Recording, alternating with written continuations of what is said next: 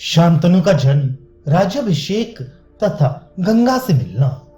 वैशंपायन जी कहते हैं, जन्मेजय, प्रदीप की पत्नी कुक्षी में एक तेजस्वी गर्व का आविर्भाव हुआ, जो शरद ऋतु के शुक्ल पक्ष में परम कांतिमान चंद्रमा की भांति प्रतिदिन बढ़ने लगा।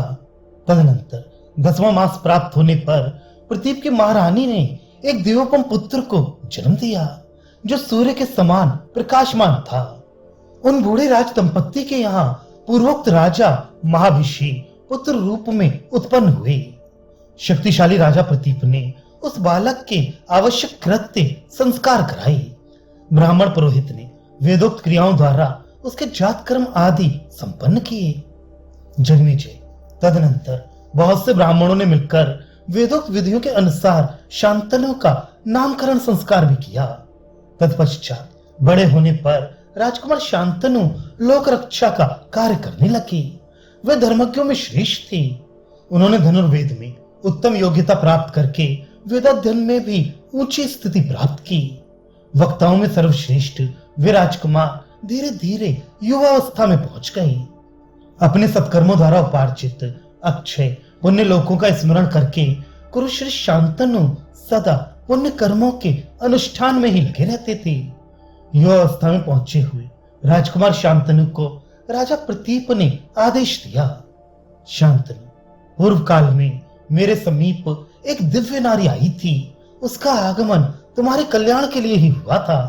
बेटा, यदि वह सुंदरी कभी एकांत में तुम्हारे पास आई, तुम्हारे प्रति काम भाव से युक्त हो और तुमसे पुत्र पाने की इच्छा रखती हो, तो तुम उत्तम रूप से सुशोभित उस दिव्य नारी से अंग में तुम कौन हो, किसके पुत्री हो इत्यादि प्रश्न न करना। अनग वो जो कार्य करे उसके विषय में भी तुम्हें कुछ पूछताछ नहीं करनी चाहिए। यदि वो तुम्हें चाहे तो मेरी आज्ञा से उसे अपनी पत्नी बना लेना।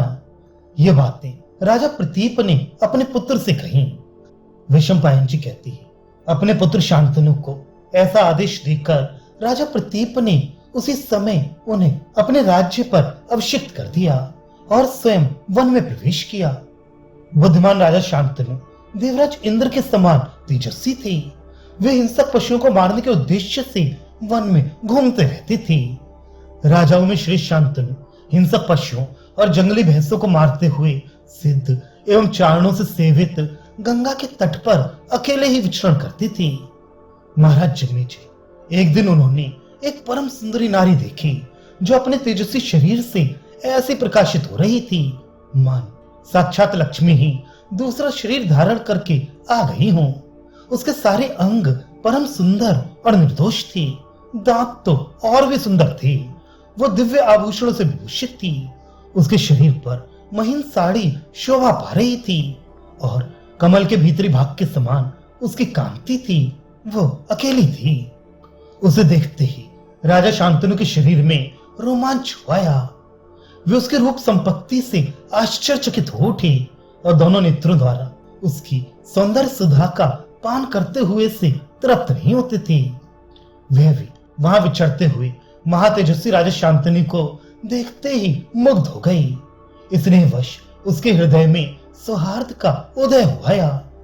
वो विलासिनी राजा को देखते देखते तृप्त नहीं होती थी।